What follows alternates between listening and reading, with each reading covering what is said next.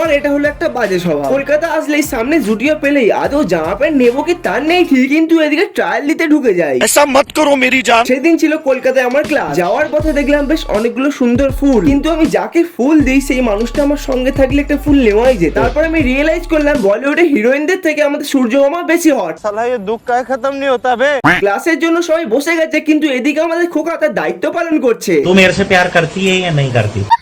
তারপর কিছু খাওয়ার জন্য নিচে যাচ্ছিলাম, ঠিক তখনই এই কাউন্টার দেখে আমার বন্ধু দাঁড়িয়ে যায়।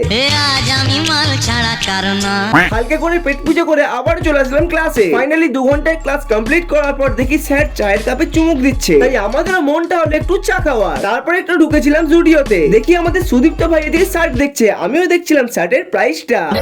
তারপর আমি একটা টি শার্ট পছন্দ করলাম, বেশ ভালোই লাগছিল, কিন্তু এটা আমার সাইজে ছিল না। ট্রায়াল রুম থেকে বাইরে বেরিয়ে দেখি সুদীপ্তর এই কাণ্ড।